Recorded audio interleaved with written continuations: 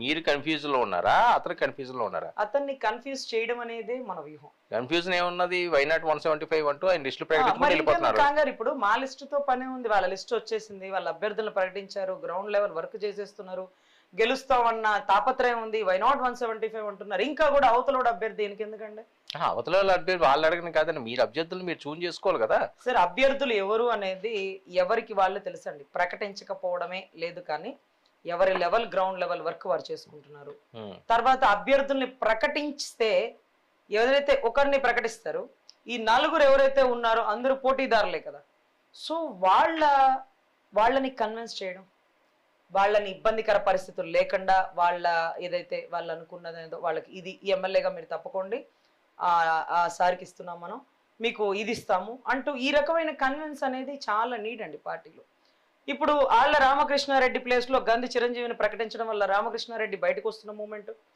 అలాగే కొంతమంది పేర్లు మీకు సీట్లు లేవనగానే, ఇప్పుడు కేశినేని గారికి సీటు ఉండదేమో ఉండదా అనుకున్న టైంలోనే ఆయన ముందుగానే బయటకు వచ్చిన తరుణం. టికెట్లు ప్రకటిస్తే ఈ రకమైన జంపింగ్ జపాంగ్లు అటు నుంచి ఇటు ఇటు నుంచి అటు వచ్చే మూమెంట్ అండి. అంటే మీరు వాళ్ళ కోసం వెయిట్ చేస్తున్నారా? వాళ్ళ టికెట్లు ప్రకటించి ఎక్కడైతే ఖాళీ ఉంటాయో అవి తీసుకుని ముందుకెళ్ళడానికి. సుమతి కాలమతి మందమతి అనే ఒక చేపల కథలాగా ఏదైతే మందమతులు మాత్రమే వైసీపీ చివరిలో ఉంటారండి. సుమతి కాలమతులు కొంతమంది, కోటంరెడ్డి గారు సుమతి లాగా ముందుకు వచ్చారు. ఏదైతే కాలమతుల్లాగా ఈరోజు శ్రీకృష్ణదేవరాయలు వచ్చారు. మొన్నటి రోజు ఆత్మ, జగన్ రెడ్డి గారి ఆత్మ అంటారు చూడండి, ఆయన ఎవరో బాలశౌరి గారు, బహుశా ఆయన కూడా బయటికి రావడం, ఇవన్నీ కూడా వ్యూహాత్మక పరిణామాలు ఇంకా కూడా జరగబోతాయి. కొంచెం ఆగండి, లాస్ట్ పంచి తగిలితే ఆ కిక్కే వేరప్ప అన్నట్టుగా ఇంకొంచెం వెయిట్. లాస్ట్ పంచి ఎవరిది? జగన్మోహన్ రెడ్డిదా, లేకపోతే పవన్ కళ్యాణ్ గారిదా, చంద్రబాబు నాయుడు గారిదా? పంచి అందరికీ పంచులు ఉంటాయి. సో లాస్ట్ పంచి విసిరేది ఎవరు? లాస్ట్ పంచ్ ఇప్పుడే మీరు అన్నారు కదా, వీళ్ళందరూ టికెట్లు అనౌన్స్ చేస్తారు, మీరు ఎప్పుడు అనౌన్స్ చేస్తారని. ఓకే, ఆ పంచి మీదంట. ఆ పంచ్ మీ పంచా, చంద్రబాబు నాయుడు గారి పంచా? రెండు కలిసే కూటమి కదండి. ఇద్దరు ఒకే పంచి ఎలా కొడతారండి? సరే, ఇద్దరు కూర్చొని సీట్లు డిక్లేర్ చేస్తున్నప్పుడు ఒకేసారి ఒక 15 మంది లిస్ట్ అనౌన్స్ చేస్తారు. ఎవరిది వాళ్ళు అనౌన్స్ చేసిన ఇద్దరు కూర్చొని, ఇదిగో ఈ సీట్ ఈ అమ్మాయికి ఇవ్వు, ఆ సీట్ అతనికి ఇవ్వు, ఈ సీట్ ఎక్స్పీరియన్స్ వాడికి ఇవ్వు, ఆ సీట్ ఫ్రెషర్స్ కి ఇవ్వు అని ఇద్దరు కూర్చొని డిస్కషన్ అప్పుడు పంచ్లో కూడా మీరు వైరుధ్యం చూస్తుంటే ఇక పార్టీని విడగొట్టే కార్యక్రమమేగా. వాళ్ళు ఇస్తారా పంచ్, మీరు ఇస్తారు, ఇద్దరు కలిసి. కాదండి, ఒక ప్రజల్లో ఉన్న కన్ఫ్యూజన్ ఇది. అసలు ఎన్ని సీట్లు ఇస్తారు? మీరు పంచు అంటున్నారు. పంచ్ అన్నది బలవంతంగా, బలవంతుడు ఎవరైతే ఉన్నారో వాళ్ళు కొడితే అమ్మో ఆడు పంచు చాలా గట్టిగా ఉంటుందిరా అంటారు, అవునా? సో అందులో ఎవరు బలవంతులు? పవన్ కళ్యాణ్ గారు, చంద్రబాబు నాయుడు గారు అంటే ఎవరు బలవంతులు? ఇద్దరు సమూజ్య. ఇద్దరు సమూచి అనేది రాష్ట్ర ప్రజలందరికీ తెలుసండి. పోరాడే పటిమ నాయకుడి దగ్గర ఉంది, అనుభవం అతని దగ్గర ఉంది. ఇద్దరు కలిస్తే గానీ పార్టీని ముందుకు తీసుకెళ్లలేని పరిస్థితి అయితే ఉంది. సో ఎవరు గొప్ప ఎవరు తక్కువ అనేది ఎప్పుడు అలా కొలమానాలు చేసే పరిస్థితి లేదండి. ఖచ్చితంగా ఉంటది. మిమ్మల్ని నమ్ముకున్న వాళ్ళు, అభిమానించే వాళ్ళు, తెలుగుదేశం పార్టీలో చంద్రబాబు నాయుడు గారిని అభిమానించే వాళ్ళకి వాళ్ళకి ఉంటది ఆయనే గొప్పని. అలాగే జన సైనికులకి, మీ వీర మహిళకి, పవన్ కళ్యాణ్ గారి ఫ్యాన్స్ కి వీళ్ళకే ఉంటది. కులమానం అన్నది ఖచ్చితంగా ఉండాలి కదా ఎక్కడో దగ్గర. సో ఇప్పుడు ఎవరు గొప్ప అనేది నేను మీకు చెప్పాలంటే, మీరు చెప్పాలని కాదు, ప్రజల్లో కన్ఫ్యూజన్ ఉంది. ఎప్పటికి ఇది క్లియర్ అవుతుంది? ఎన్ని సీట్లు వస్తాయి, ఏ రకంగా వెళ్తారు అంటే ఒకవేళ తక్కువ సీట్లు వస్తే వాళ్ళ గ్రాఫ్ తక్కువనా, వాళ్ళ కులమానం తక్కువనా? గతంలో జనసేన నాయకులు చెప్పింది చాలా సార్లు, పవర్ షేరింగ్ కావాలి, ఖచ్చితంగా హై ప్రయారిటీ ఇవ్వాలి, ఎక్కువ సీట్లు ఇవ్వాలి. అవి 50 కానీ 60 కానీ. ఎక్కడి వరకు ఎందుకు? హరిరామ జోగి గారే 50 సీట్లు మొన్న ఆయన అభ్యర్థులనే ప్రకటించారు. సో అంత హోప్స్తో ఉన్నారు. అది సాధ్యపడుతుందా అన్నది కదా ఇప్పుడు కన్ఫ్యూజన్. ఇది అస్త్రంగా మారిపోతున్నది వైఎస్ఆర్సీపీకి. ఒకవేళ అన్ని కానీ రాకపోతే దీన్నే వాళ్ళు బలంగా ప్రజల్లోకి తీసుకువెళ్ళి వినిపిస్తారు, ఇంకా తగ్గిస్తారు. ఆ పొత్తుల్లో వీళ్ళకి కరెక్ట్గా లేదు, ఆయన ఏదో వాడుకుంటున్నారో లేదా పలకి మోస్తున్నారు రెగ్యులర్గా నీ మాటలు ఇంకా పెంచుతారు కదా. అది కొద్దిగా ఆత్మవిశ్వాసాన్ని దెబ్బకొట్టడం కాదా సార్? ఇక్కడ సీటు రావాలన్న ఆశ కంటే, ఆత్మవిశ్వాసాల కంటే ఒక గొప్ప ఆశయం ముఖ్యం. ఈ ఆశకి, ఈ ఆత్మవిశ్వాసానికి ఆవేశం జత కూడితే ఆశయం అనేది నిర్వీర్యం అయిపోతుంది. ఇక్కడ మా ఆశయం రాష్ట్రానికి రాజధాని తీసుకురావడం, వైసీపీ ప్రభుత్వాన్ని గద్దెదించడం. మీలాంటి వారు, హరిరామయ్య జోగయ్య లాంటి వాళ్ళు, కొంతమంది సంఘాల వాళ్ళు మాట్లాడుతున్న మాటలు 50, 60, 70 ఇలా వారి కోరికకు మించి, తాహతకు మించి, వారి ఆశానికి మించి అడుగుతూ ఉంటారు. 50 సీట్లు ఇవ్వండి అని ఒకళ్ళు, ఇంకొంచెం అభిమానం ఉన్నోళ్ళు 70 అయినా మేము గెలవగలుగుతాను ఒకళ్ళు. ఇది కాదండి. రాష్ట్ర ప్రజల ప్రయోజనాల కోసం ఒక నాయకుడు ఎక్కడ నెగ్గాలో కాదు, ఎక్కడ తగ్గాలో తెలిసిన వాడు.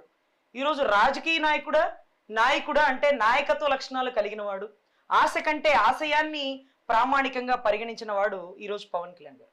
ఎందుకంటే బీజేపీతో కలిసి ఉన్నప్పటికీ బీజేపీ సలహా సహకారాలు తీసుకోకుండానే, సూచనలకి అందించకుండానే, ఏదైతే చంద్రబాబు గారు జైల్లో ఉన్నప్పుడు ఆదర్శాల కోసం, అభ్యుదయ భావాల కోసం, రాష్ట్ర ప్రయోజనాల కోసం టక్కుమని ఒక నిర్ణయం తీసుకొని పొత్తు కుదుర్చుకున్నారు.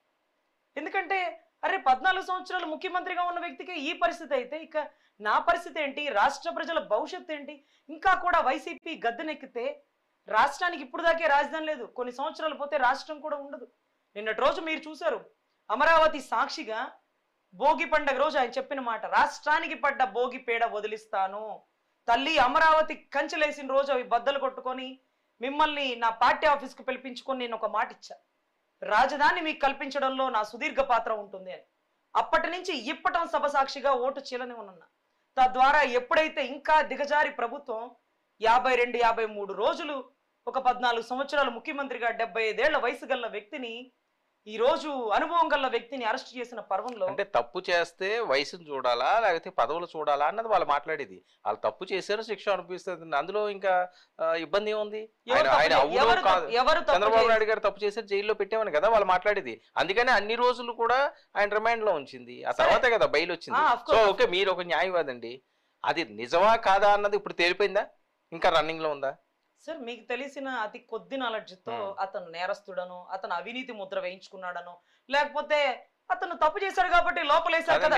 మీరు ఒక గొప్ప లాయరు, మీకు చాలా నాలెడ్జ్ ఎక్కువ ఉంది, నేను అడిగిన దానికి సమాధానం చెప్పండి ప్లీజ్.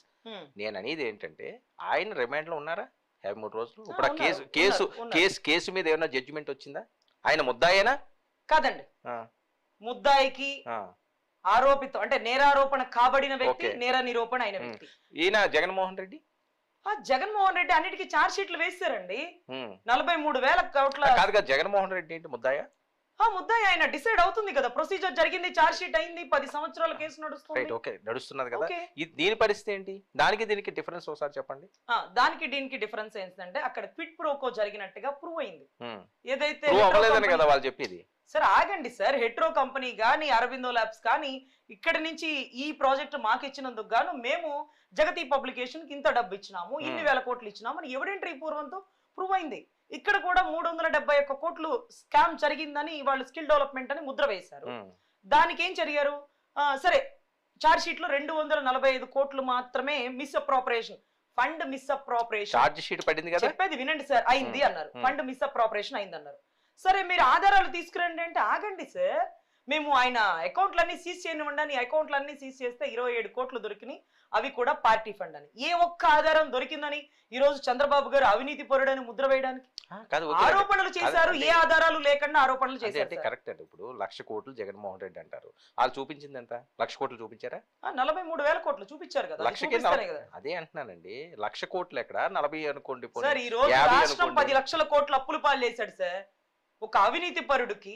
ఓకే, ఇది ఎవరు అవినీతి చేశారో, ఎవరు చేశారు అంటే నేను అనేది ఏంటంటే అండి, ఎవరు చేశారన్నది కాదు ఇక్కడ. ఇక్కడ శిక్ష అన్నది కోర్టు పరిధిలో ఉంటుంది కదా, డిసైడ్ చేయవలసింది వాళ్ళు. ఇప్పుడు దాని మీద అంటే ఇప్పుడు తెలుగుదేశం పార్టీని అంటే జగన్మోహన్ రెడ్డి వాళ్ళు వేరే రకంగా మాట్లాడతారు, లేదు లేదు చంద్రబాబు నాయుడు దొంగ ఇదని, వీళ్ళేమో ఆడొక గజ దొంగ, వాళ్ళ నాన్న ఒక గజ దొంగ అని వాళ్ళు అంటారు. సో ఇంకా పంచాయతీ ఎప్పటికి తేలదు. కానీ క్లియర్ గా ఉన్న పవన్ కళ్యాణ్ గారు వాళ్ళని చూసాం వీళ్ళని చూసాం, ప్రత్యామ్నాయం అనే ఒక వాయిస్ ని గట్టిగా వినిపించి జనాల్లోకి వెళ్ళకపోవడానికి ఏమైనా బలమైన కారణం ఉన్నదా? సంస్థాగతంగా ఇంకా మీరు పటిష్టం కావాల్సి ఉందా జనసేన? అంటే ఏం వాయిస్ వినిపించాలని మీరు అంటే ప్రత్యామ్నాయంగా అన్నది వీళ్ళిద్దరూ కాకుండా ఒక సెపరేట్ వాయిస్ అంటారా? అది ఎప్పుడు కన్నా ఎవరన్నా మాట్లాడేది ఏంటంటే ప్రత్యామ్నాయంగా వెళితే సక్సెస్ వస్తుంది అని చాలా మంది మాట్లాడే పరిస్థితి. ఓకే, ఈసారికి కాకపోవచ్చేమో కానీ ఇన్ ఫ్యూచర్ కూడా ఉండే ఛాన్స్ ఉంటుంది కదా అని. అంటే సంస్థాగతంగా బలం పడాల్సిన అవసరం ఉందా జనసేన అని? 100% మీరు అన్నట్టుగా ఇంకొకసారికి అయితే ఛాన్స్ ఉంటుంది. కానీ ఈ 5 సంవత్సరాలు మళ్ళీ జగన్మోహన్ రెడ్డే వస్తే రాష్ట్రం ఇప్పటికే 40 సంవత్సరాలు వెనక్కి వెళ్ళింది